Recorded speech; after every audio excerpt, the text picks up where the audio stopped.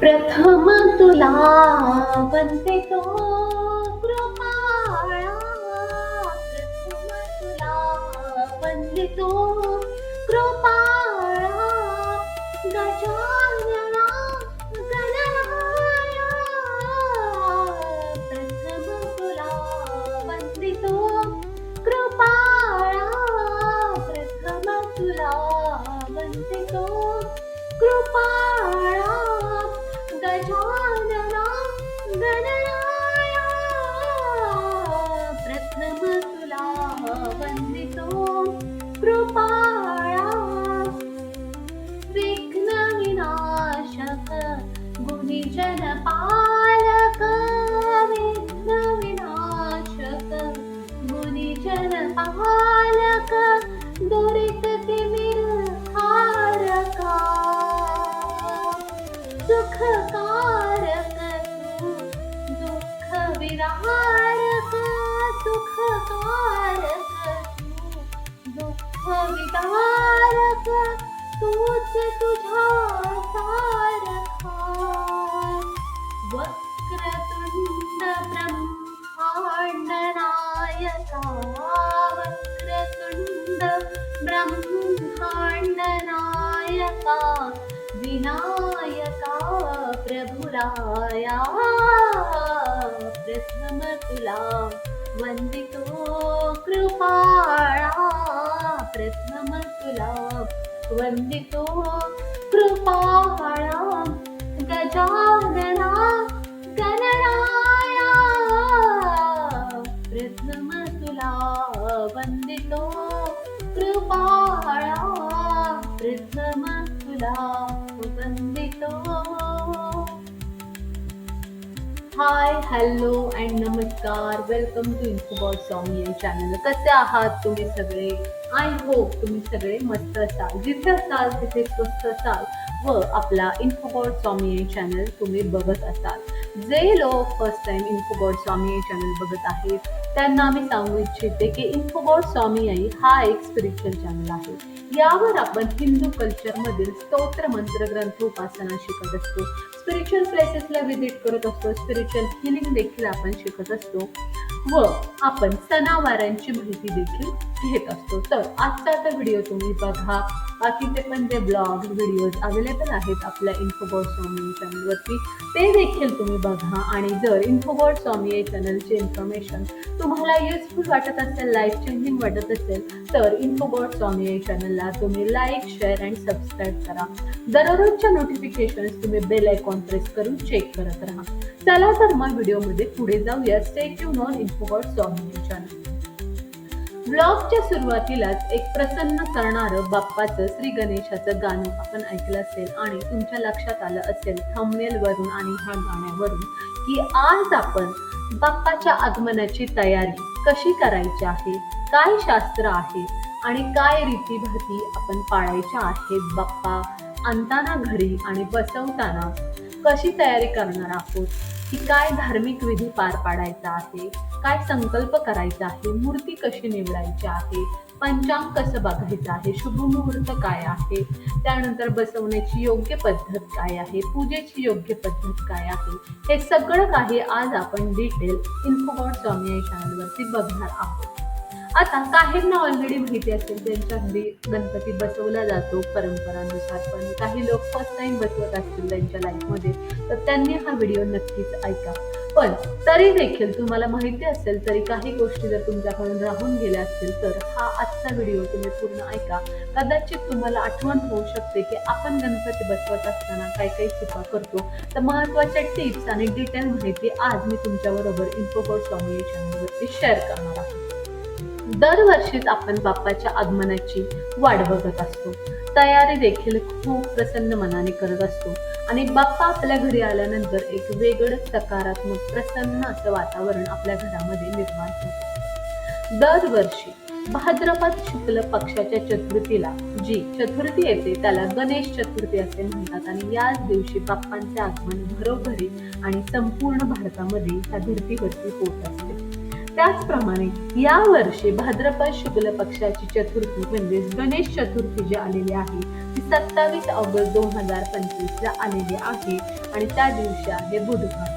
27 August 2025 पासून ते 6 September 2025 पर्यंत बाप्पा 11 दिवस आपल्या घरी असणार आहेत. 11 दिवस गणेशोत्सव ह्या वर्षीचा दणक्यात पार पडणार आहे आणि 6 सप्टेंबर 2025 ला शनिवारी अनंत चतुर्दशीला बाप्पा अनंतात विलीन होणार आहे, म्हणजे बाप्पाचं विसर्जन असणार आहे. तर ह्या झाल्या तिथी आणि तारखा की भाद्रपद महिन्यातल्या शुक्ल पक्षाच्या चतुर्थीला जी चतुर्थी येते ती गणेश चतुर्थी असते आणि त्याच दिवशीपासून 11 दिवस बाप्पा आपल्या घरी विराजमान होत असतो. तो घरोघरी येत असतो. तसेच सार्वजनिक पद्धतीने पण गणपती गणेशोत्सव साजरा करण्याची पद्धत आपल्या भारतामध्ये संपूर्ण सगळीकडे म्हणजे कानाकोपऱ्यात पसरलेली आहे. आता या वर्षीचा आपण तारखा आणि शुभ मुहूर्त जाणून घेतलाय. आता बसवण्याचा शुभ मुहूर्त काय ते पण बघूया की 27 ऑगस्टला आहे बुधवार आणि बुधवार असतो बाप्पाचा वार. तर या दिवशीच आपण गणपती बाप्पा कधी बसवायचा आहे, त्याचा शुभ मुहूर्त काय आहे ते जाणून घेऊ. बघा, ब्रह्म मुहूर्तापासून सकाळी 5 वाजून दुपारी 12 पर्यंत तुम्ही कधीही गणपती बसवू शकता. त्याची स्थापना घरामध्ये तुम्ही संकल्प करून पूजाविधी पार पाडून करू शकता. परंतु ह्या दिवशी मध्यान्हाला शुभ मुहूर्त आलेला आहे, म्हणजे दुपारी 11:30 पासून ते 1:30 वाजेपर्यंत ह्या 2 तासांमध्ये तुम्ही गणपतीचा जो स्थापना आहे, गणेशाची पूजा जी आहे ती करायची आहे.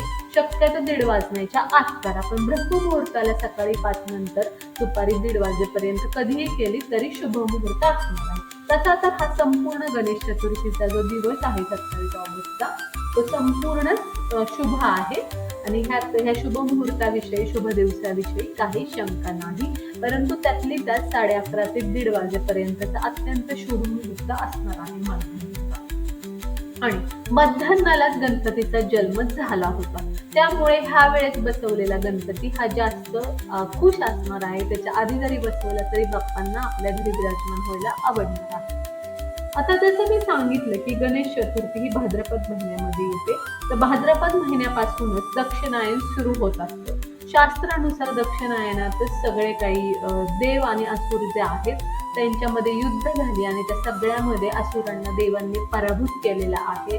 आणि त्यामुळे भाद्रपद महिन्यापासून जे एक एक सण सुरू होतात की आधी हरतालिका, मग बाप्पांचं आगमन होतं गणेश चतुर्थीला, मग विसर्जन असतं, त्यानंतर अजून काही सण येत राहतात, दसरा, नवरात्र, मग दिवाळी, असे एक एक करून महत्वाचे जे आपल्या हिंदू धर्मातले सगळे सण आहेत ते दक्षिणायनातच जे भाद्रपद महिन्यापासून सुरू होतात ते सुरू होत असतात. त्यामुळे चतुर्थी तर दर महिन्यामध्ये येतात, 2-2 चतुर्थी येतात, पण भाद्रपद महिन्यातल्या ह्या चतुर्थीला खूप महत्व आहे. तेव्हाच आपण गणेशांची मूर्ती किंवा श्री गणेशांची स्थापना आगमन आपल्या घरोघरी करत असतो.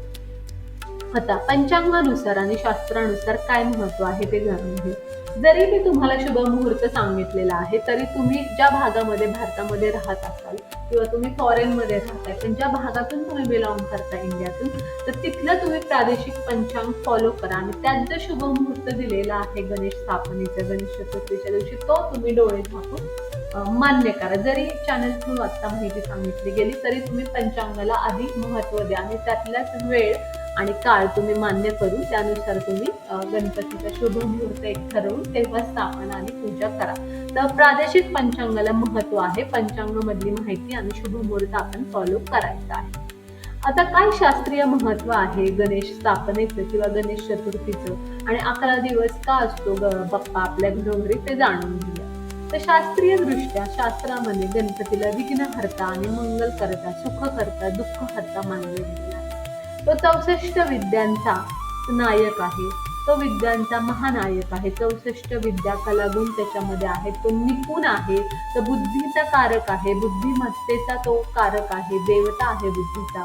आणि त्यामुळे आपल्याला पण सगळ्या संकटातून ह्या विघ्नहर्त्याने तारून न्यावं, आपल्याला सुखकारक असं जीवन द्यावं, मंगलकारक असं आपल्या घरामध्ये घटना घडाव्यात, आपल्याला आपल्या जीवनात बुद्धी मिळावी, विद्या मिळावी, अनेक कार्यामध्ये आपण निपुण व्हावं, यासाठी श्री गणेशांची आपण विशेष पूजा केली पाहिजे.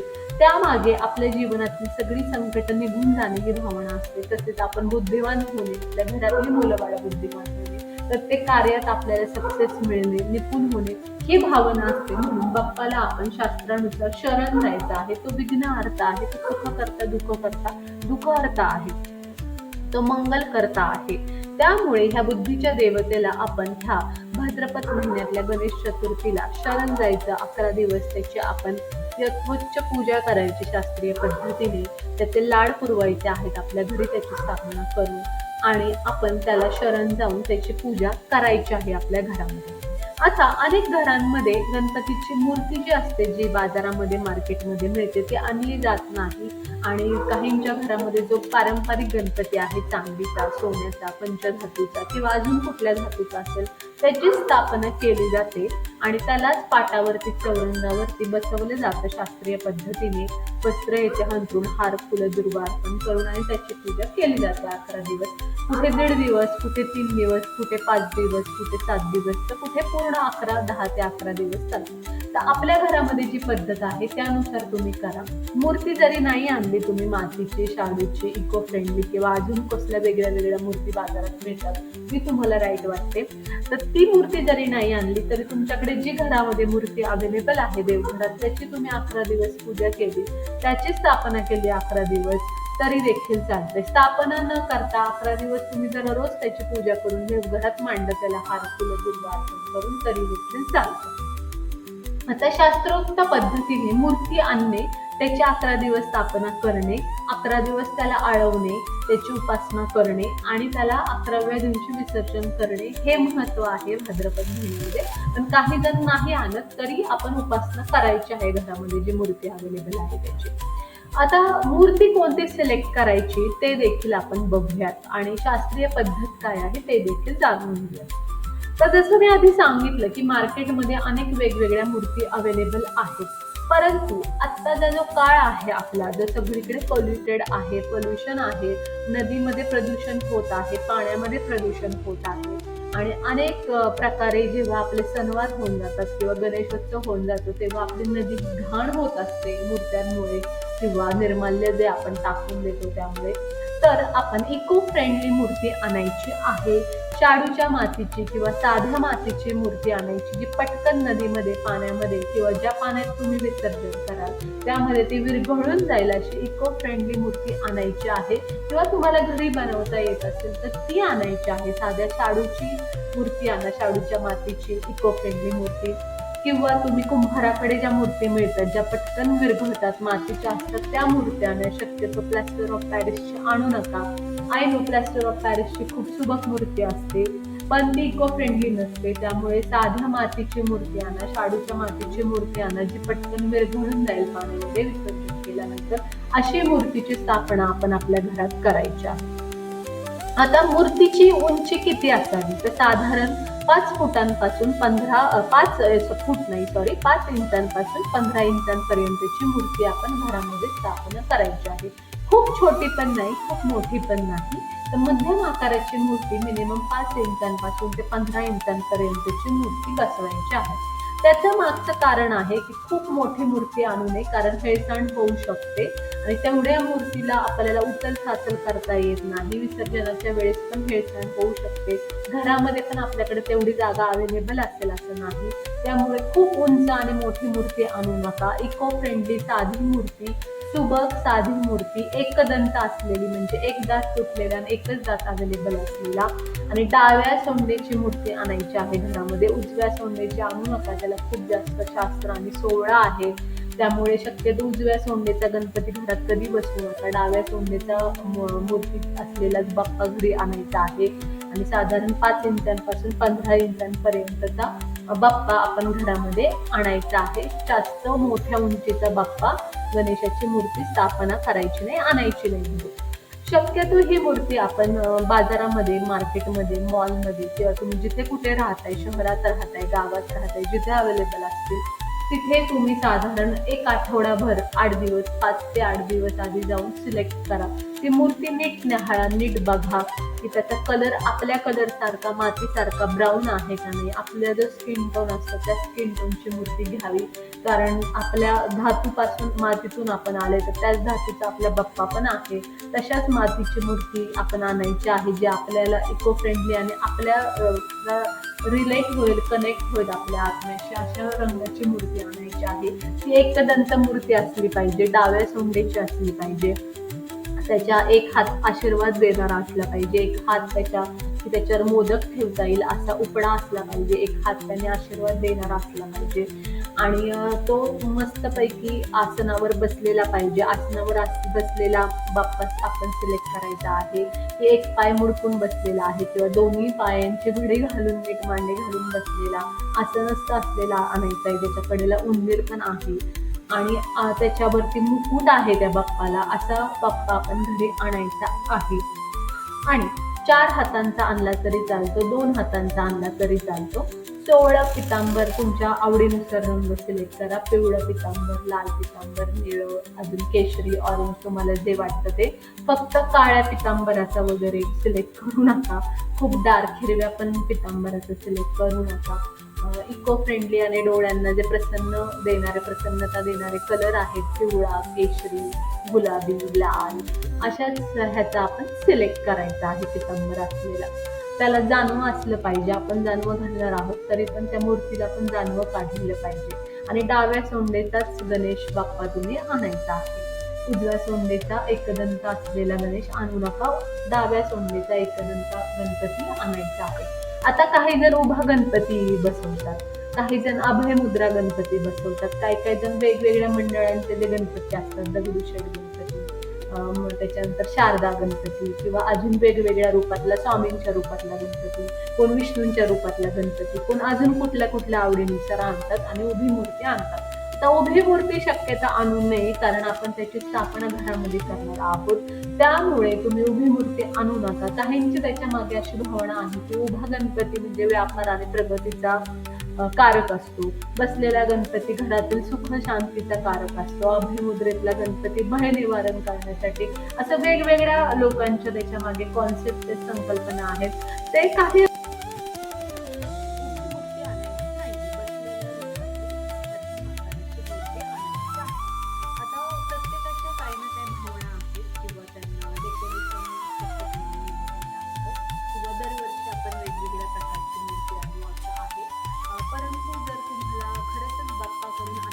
प्राप्त करायचा आहे आणि निस्वार्थी भावनेने सेवा करायची आहे आणि आपल्या घरामध्ये प्रसन्नता यावी आणि बाप्पाचे शास्त्र आणि त्याची शिस्त पाळली यावी आणि बाप्पाला आपण प्रसन्न करून घ्यायचे, तर बसलेल्या अवस्थेची मूर्ती आणावी, उभी मूर्ती आणू नये, असं मला तुम्हाला आज आपल्या सांगायचं आहे. आता मंडळामध्ये तुम्ही मूर्ती स्थापना करताय तर तुम्हाला पाहिजे तशी मूर्ती बसवा. प्रत्येक मंडळाची स्पेशालिटी असते, त्याचे काय आकार असावा, मुद्रेतली मूर्ती असावी, त्याचं डिझाईनिंग काय असावं, उंची हे ते काय असावं, त्याचे कपडे म्हणजे वस्त्र हे ते कसं असावं, तर ते मंडळाचा विषय वेगळा आहे. तर तुम्ही जर मूर्ती स्थापना करताय बाप्पाची तर ती शक्यतो बसलेल्या आसनावरती बसलेली मूर्ती आणायची, डाव्या सोंडेची एकदंत मूर्ती आणायची आहे, ज्याला पितांबर केला असणार आहे आणि त्यांनी त्याच्यावरती वस्त्र देखील असतं की जे पितांबराबरोबर असतं ते देखील असलं पाहिजे. अशी मूर्ती काही जण मूर्ती जी आहे ती 1-2 दिवस आधी घालून ठेवतात. जर तुम्ही खेडेगावात राहताय तर तुम्ही शहरातून ती मूर्ती अवेलेबल कराल आणि 1-2 दिवस आधी घेऊन जा, तर ठीक आहे, तुम्ही घेऊन जाताय, तुम्ही घेऊन जा तुमच्या घरी, परंतु ते तुम्ही वस्त्राने झाकून ठेवायचं आहे. वस्त्र टाकून त्याला हे करून ठेवायचं आहे, त्याचं तोंड ओपन करायचं नाही, स्थापना करायची नाही. ज्या दिवशी गणेश चतुर्थी आहे त्याच दिवशी मूर्तीची स्थापना करायची आहे. आता बसवण्याची पद्धत काय आहे, स्थापना कशी करायची आहे गणेश चतुर्थीच्या दिवशी ते आपण बघूया. सर्वप्रथम आपण सांगितलं की इको फ्रेंडली मूर्ती निवडायची आहे. घरामध्ये पण शक्यतो इको फ्रेंडली डेकोरेशन करा. फार लाइटिंगचं खूप जास्त हायफाय असं डेकोरेशन नका व इको फ्रेंडली आणि खेळताड होणार नाही, विघ्न येणार नाही त्या उत्सवामध्ये. 11 दिवस ते डेकोरेशन टिकून राहील गणपतीच्या आजूबाजूला. काही जण गौरी पण बसवतात बरोबर. आता आपण फक्त गणपतीच्या आगमनाची तयारी करतोय, त्यामुळे शक्यतो तिथे काही विघ्न येणार नाही त्या डेकोरेशनमुळे. बाप्पाच्या उपासनेत, पूजा आरतीमध्ये असं डेकोरेशनचं इको फ्रेंडली डेकोरेशन आहे ते करायचं आहे. घराला तुम्हाला रंग देऊन घ्यायचा असेल, ज्या ठिकाणी बाप्पा तुम्ही स्थापन करणार आहे त्या दिशेला, उत्तर पूर्व ईशान्य दिशेलाच शक्यतो बसवायचा आहे किंवा पूर्वेला बाप्पांचं तोंड येईल अशा प्रकारे घरामध्ये स्थापनेसाठी तुमचं घर किती साईजचं आहे त्यावर तुम्ही ठरवा. परंतु उत्तर पूर्व ईशान्य दिशा ही मूर्तीची स्थापनेसाठी योग्य दिशा आहे. तर तुम्ही रंगरंगोटी करून घ्या, स्वच्छ घर करा गणपतीच्या आधी. रंग पण तुम्ही 8 दिवस आधी देऊन घ्या. डेकोरेशन तुम्ही 2 दिवस आधी रेडी ठेवा. इको फ्रेंडली सुटसुटीत चांगलं डेकोरेशन आणि योग्य लाइटिंग, गरजेनुसार लाइटिंग असलेलं डेकोरेशन करा. एखादं सीन करायचा असेल करा, तो इको फ्रेंडली करा, तो खराब होणार नाही ह्या वातावरणामध्ये आणि त्याने कुठलंही म्हणजे विघ्न येणार नाही पूर्ण दिवस म्हणजे असं डेकोरेशन तुम्ही घरामध्ये करा. रांगोळी तोरणं लावा आणि पूर्वतयारी आपण बाप्पाला आणण्याच्या दिवशी गणेश चतुर्थीच्या दिवशी करायची. आता मी जसं सांगितले की बाप्पाची मूर्ती काही दिवस आधी सिलेक्ट करून ठेवायची आपण जाऊन. तर ज्या दिवशी गणेश चतुर्थी आहे त्या दिवशी घर स्वच्छ करायचं आहे.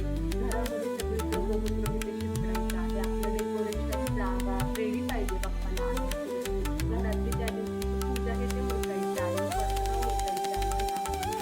त्यानंतर आपल्या घरी जिथे आपण बाप्पा बसवणार आहोत तिथे टेबल असेल, तुम्ही डेकोरेशन केलं असेल, जी काही जागा निवडली असेल त्यावरती एक चौरंगी पाट ठेवायचा आहे. त्यावरती नवीन वस्त्र टाकायचं आहे.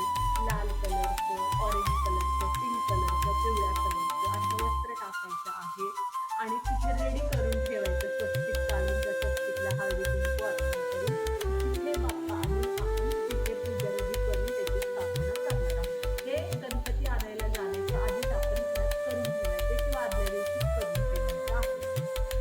तोरण तिथे तुम्ही दाराला बांधून घ्या. ते फुलांचं, पानांचं असू शकतं, रेडीमेड तोरण असेल तर आता तुम्ही बाप्पाला आणायला जायचं. आणायला जाताना तुमच्या बरोबर तांदूळ पाहिजे किंवा परात पाहिजे, मोठं ताट पाहिजे की ज्यामध्ये बाप्पाला तुम्ही मांडू शकता. असं एक ताट म्हणजे बाप्पाला मांडून आणणार आहे ते घेऊन जायचं. त्याबरोबर एक नवीन वस्त्र त्याला पांघरायला, कारण आपण त्याला कसं जाणणार नाही, पांघरून आणणार आहोत बाप्पाला. तिथे कुठे तुम्ही बुक केला असेल गणपती तर त्याला एक वस्त्र शेला पांघरून घ्यायचे. एक ताट किंवा तांबण असलं पाहिजे ज्यात मांडून आणायचं आहे. त्याच्यानंतर तुमच्याबरोबर झुमके असली पाहिजे आणि घरातले सगळेजण गेलं पाहिजे बाप्पा आणायला. मिनिमम 2 तरी गेले पाहिजेत. एक जण बाप्पाला आणेल आणि एक जण गणपती हे वाजवून आणेल बाप्पाला. आपण हळदी कुंकू बरोबर घेऊन जा, त्याच्यानंतर पाणी घेऊन जा, अक्षता बरोबर घेऊन जा. शक्य असेल तर दिवा आणि उदबत्ती घेऊन गेला तरी चालेल किंवा तिथे जाऊन दिवा उदबत्ती खरेदी केली. तिथे प्राथमिक तुम्ही बाप्पाला दुकानामध्ये पूजा करायची आहे, त्याला ओवाळायचं आहे. शक्य झालं तर तिथे एकदा आरती म्हणायची आहे. तर तुम्ही म्हणाल आरती आधीच कशी म्हणायची स्थापना करण्याची, तर ठीक आहे तिथे दुकानात तुम्ही आरती म्हणत बसू नका. पण बाप्पाला जेव्हा तुम्ही उचलायला जाता जागेवरून दुकानामध्ये किंवा जिथे बुक केलेलं आहे बाप्पा तिथे तुम्ही आधी सर्वप्रथम त्याला अक्षता आणि थोडंसं हळदी कुंकू अर्पण करायचं आहे. त्याला ओवाळायचं आहे दिव्याने किंवा उदबत्तीने आणि त्यानंतर तुम्ही त्या बाप्पाला जे काही वस्त्र असेल, नवीन वस्त्र किंवा रुमाल पांढरा असेल तरी चालेल, त्याने त्याचं मुख जे आहे, तोंड जे आहे ते पूर्ण फेस, मुख हा हे करायचे, झाकायचं आहे. ओके, पांघरायचं आहे त्याच्यावरती, पूर्ण पांघरून त्याला जो मिळालं वस्त्र एक शेला तरी देखील चालेल. त्याचं तोंड जे आहे ते झाकून आणायचे रुमाल. त्यानंतर त्याला आपण झाकायचं आहे. तो रुमाल नीट बांधायचा, शेला नीट बांधायचा किंवा वस्त्राने नीट झाकायचा आहे बाप्पाला. मग तो बाप्पा हळूच उचलायचा आहे. त्याची हेळसांड होणार नाही याची काळजी घ्यायची आणि गणपती बाप्पा मोरया मोरया असा गजर करायचा आहे उत्सवामध्ये आणि तो उचलायचा आहे. ते तांबून किंवा ताट आपण घेतलं ते त्यामध्ये मांडायचा आहे. त्याच्या खाली अक्षता ठेवायच्या आहेत आपण शुभ आणि त्यानंतर बाप्पा आपण त्याला पांघरल्यानंतर वस्त्र आणि झाकल्यानंतर अशा प्रकारे धरायचं आहे की आपल्या साईडला म्हणजे आपल्या तोंडाच्या साईडला त्याचं तोंड अशा उलट्या प्रकारे बाप्पा आपल्याकडे आपण घरापर्यंत आणेपर्यंत तसंच घ्यायचा आहे. तो खाली ठेवायचा नाही रोडमध्ये. नीट त्याचा गणपती बाप्पा मोरया असं म्हणत गजर करत म्हणजे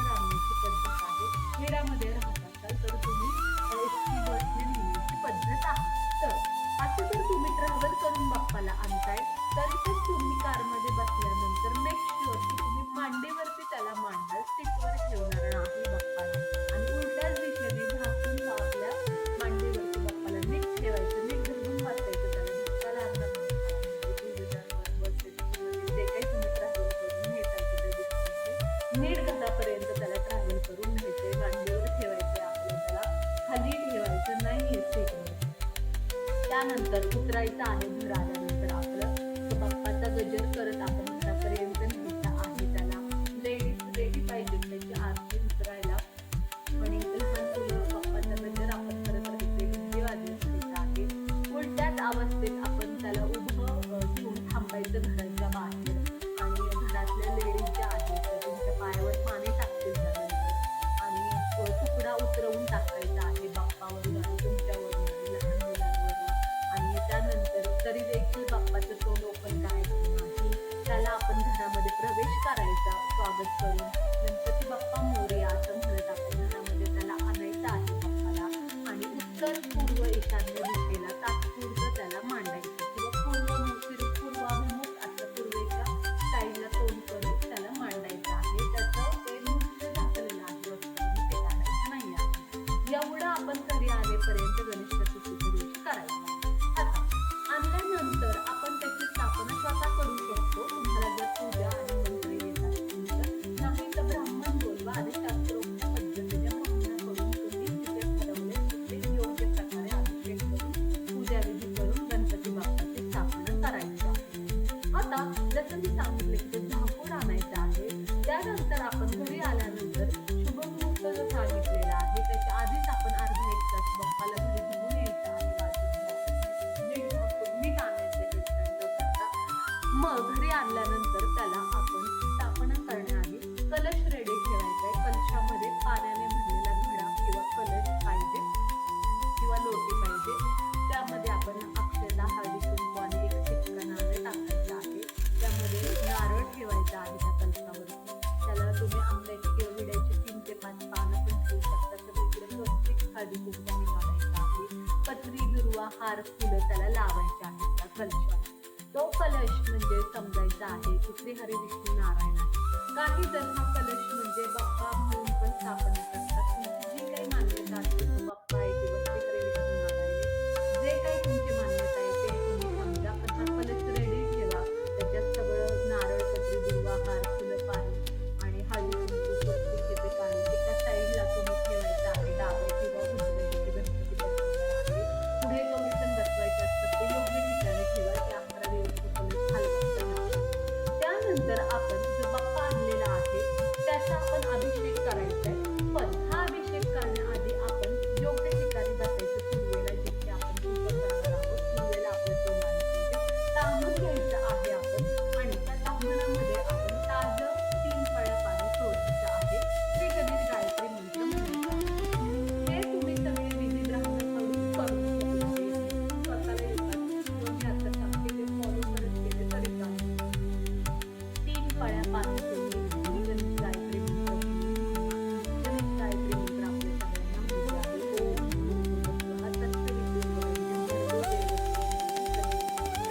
ओम हा जो मंत्र आहे तो म्हणायचा सूर्याला 3 पळ्या ताजं पाणी सोडायचं तापणामध्ये आणि त्यावरती तुम्ही सुपारी ठेवायची आहे. त्याला बाप्पाचं आवाहन करायचे की हे बाप्पा आज गणेश चतुर्थी आहे, माझ्या घरी तुझी स्थापना करत आहे, तर तू विराजमान हो. जेवढे दिवस तुमच्या घरी असतील तेवढे दिवस त्याला सांगायचे. 1.5 दिवस, 3 दिवस, 5 दिवस, 11 दिवस, जे काही दिवस तुम्ही बसवणार तेवढे दिवस तू माझ्या घरी विघ्नहर्त्या विराजमान हो.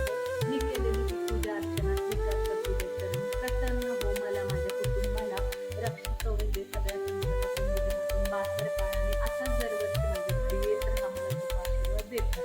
अशी नम्र प्रार्थना करायची.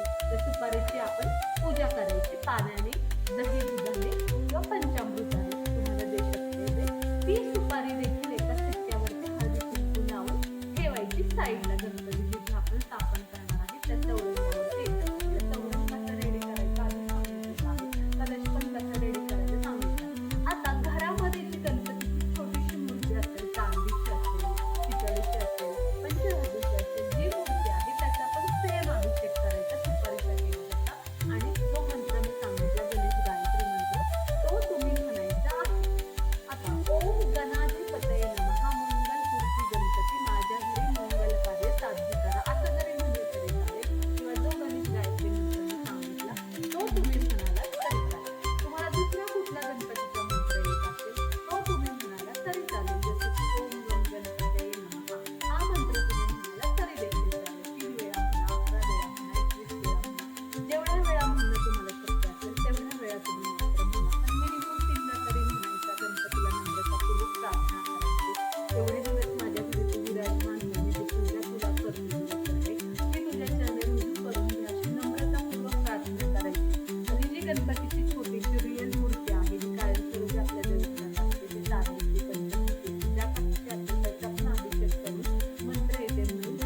पण अक्षता अर्पण करून एका साईडला ती मांडायची आहे किंवा सुपारीच्या शेजारी तुम्ही विड्याचं पान असतं त्याच्यावर मांडलं तरी चालेल किंवा त्याला देखील तुम्ही अक्षता अर्पण करून मांडलं तरी देखील चालेल.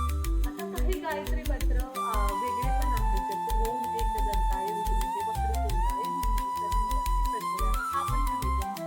किंवा वक्रतुंड महाकाय सूर्यकोटि समप्रभ निर्विघ्नं कुरु मे देव सर्वकार्येषु सर्वदा हा मंत्र देखील म्हणतात. किंवा गणेश बीज मंत्र मी आधी सांगितला ओम गम गणपती हा मंत्र देखील काहीतरी म्हणतात. तुम्हाला जो मंत्र योग्य वाटेल किंवा ज्या ब्राह्मणाला तुम्ही बोलवले त्यांना जे मंत्र योग्य वाटतील ते मंत्र म्हणतील, तुम्हाला म्हणायला लावतील आणि तुम्हाला आचमन हे ते करून अभिषेक करून घेतले तुमच्याकडून आणि सुपारीची आणि गणपतीच्या मूर्तीची जिथे आपण गणपतीची स्थापना करणार आहे तिथे ते स्थापना करतील त्याचा अभिषेक करून. आता त्यानंतर काय करायचं आहे, जो मुख्य गणपती आहे त्याचं आपण आता मुख ओपन करायचं आहे. म्हणजे झाकलेलं जे आहे वस्त्राने रुमालाने आपण जे झाकून आणलं गणपती ते आपण ओपन करायचं आणि ओपन करताना आपण जो गणपती आपल्या साईडला तोंड करून ठेवलाय तो फिरवून घ्यायचा आणि पूर्वेला त्याचं तोंड करायचं आणि त्या गणपतीचं तोंड ओपन करायचं पूर्व साईडला ओपन करून आणि जिथे आपण ठेवणार आहोत गणपतीची स्थापना ते शक्यतो पूर्वाभिमुख अशी जागा असावी की गणपती स्थापन केल्यावर पूर्व दिशेला होईल किंवा ईशान्य कोपऱ्यात डेकोरेशन करा आणि तिथे तुम्ही गणपतीची स्थापना करा. आता ही जी मूर्ती आहे त्याचा आपण दूध पाण्याने किंवा पंचामृताने अभिषेक करायचा आहे त्याचे नाही करायचं. त्याला तुम्ही ज्या ताटात आणलेला आहे तांदूळ आणलेला आहे त्याच्यावरच तुम्ही उलटा करा. त्याचं ते मूठ जे आहे झाकलेलं ते ओपन करा, त्याला तुम्ही वंदन करा. त्याच्या पायांवरती तुम्ही फुलाने फुल घ्यायचं आहे, लाल फुल किंवा ज्या कलरचं फुलं तुमच्याकडे अवेलेबल असेल त्याने थोडंसं पाणी लावा, हळदी कुंकू अर्पण करा, अक्षता अर्पण करा त्याच्या दोन्ही पाण्यांना. खूप पाणी व्हायचं नाही, फुलाने नुसतं असं शिंपडायचं आहे आणि त्याच्यानंतर आपण शुद्ध आचमन करायचं आहे, नमस्कार करायचा आहे, संकल्प करायचा आणि बाप्पाला सांगायचं की हे बाप्पा आज गणेश चतुर्थी आहे आणि तुझी स्थापना मी करतो आहे, तू सुखकर्ता आहे, विघ्नहर्ता आहे, दुःखहर्ता आहे, तर माझ्या घरी तू विराजमान हो व तुझी सुपारीची आणि जे छोट्या मूर्तीची तुझी पूजा केली आता अभिषेक केला पंचामृताने दुष्पाने तो स्वीकार कर आणि ह्या मूर्तीमध्ये ये आणि विराजमान हो माझ्या घरी अशी नम्रतापूर्वक त्याला प्रार्थना करायची. त्यानंतर मंत्र पुष्पांजली किंवा गणेशाचं शीर्ष म्हणायचं आहे. त्या मूर्तीसमोरच त्याला नमस्कार करून त्याला आपण हार अर्पण करायचा फुलांचा. तुम्हाला जर काही इतर अलंकार घालायचे असतील चांदीचे कुठल्या अवेलेबल असतील त्याचे अलंकार घाला, मुकुट येते घाला, पेटा घाला, हार फुलं घाला. त्याच्यानंतर तुम्ही त्या मूर्तीला तुम्ही दुर्वा अर्पण करायच्या 21 दुर्ड्यांच्या 2 दुर्ड्या अशा 21 दुर्वा 2 दुर्ड्या असलेल्या म्हणजे 21 अशा 2 दुर्ड्या असलेल्या दुर्वा किंवा हरळी अर्पण करायची. त्याला पण हळदी कुंकू लावून घ्यायची त्या दुर्वांनी ते अर्पण करायचे. त्याला गंध चंदन लावू शकता, हलक्या हाताने हळदी कुंकू तुम्ही लावू शकता, फुलं अर्पण करू शकता, लाल फुलं अर्पण करायची. आता हे सगळं तुम्ही त्याला नमस्कार करून त्याला आचमन करून दुर्वा हार फुलं अर्पण करून वस्त्र अलंकार घेतलेला गणपती हळू श्री गणेशांच्या गणपती बाप्पा मोरया गणपती बाप्पा मोरया असं म्हणत उचलायचं आहे. जिथे आसन तयार केले आपण तिथे त्या आसनावरती आपण त्याला मांडायचं आहे पूर्वीकडे तोंड करून. तर अशा प्रकारे आपली गणपतीची स्थापना ही होणार आहे. आता तुम्ही हे सगळं काही स्वतः करू शकता किंवा जो काही ब्राह्मण तुम्ही बोलवाल त्या ब्राह्मणाकडून तुम्ही बोलून मंत्रोच्चार करून आणि शास्त्रीय पद्धतीने गणेशाष्टक शीर्ष गणपतीचे मंत्र सगळं काही तुम्ही त्यांच्याकडून लिहून घेऊ शकता आणि फक्त तुम्ही प्रोसेस करायची आहे ते सांगतील तसं आणि त्या प्रकारे श्री गणेशांची स्थापना तुम्ही घरी करू शकता. त्यानंतर गणेशांची स्थापना झाल्यानंतर गणपती आता आपल्या घरामध्ये विराजमान झाले आहे. सगळ्यांनी एक एक फुल अर्पण करून घ्यायचं आहे.